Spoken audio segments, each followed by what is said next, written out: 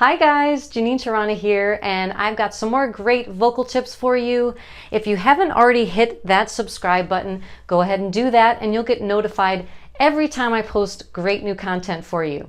So today we're going to talk about vocal health, and I'm going to give you 4 quick tips on keeping your voice nice and healthy. So tip number 1 is sleep.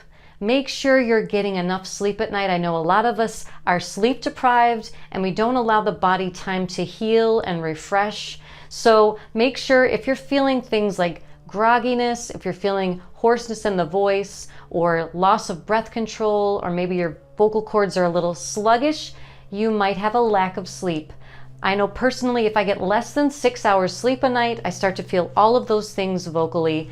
And once I get 6 to 8 hours sleep, all of those things suddenly disappear. So if you're having any kind of vocal issues, my first recommendation is get some more sleep. The second thing I'd recommend is hydration, but we must be careful about what we're hydrating with. I know coffee is a big thing right now. It's really important to hydrate with water. As a singer, we want to keep the body and the vocal cords hydrated. If we take a sip of water before we sing, that doesn't really affect the vocal cords. It takes some time systemically for the body to get hydrated and the vocal cords to get hydrated. So we want to be sipping on water all throughout the day. And when we're drinking water right before we sing, we want to make sure it's room temperature or warm water. If we're about to sing and we drink ice cold water, it's going to tense up the vocal cords and make it that much harder to sing. So if we're singing room temperature or warm water, any other time of the day, we just want to make sure we're drinking water and staying hydrated.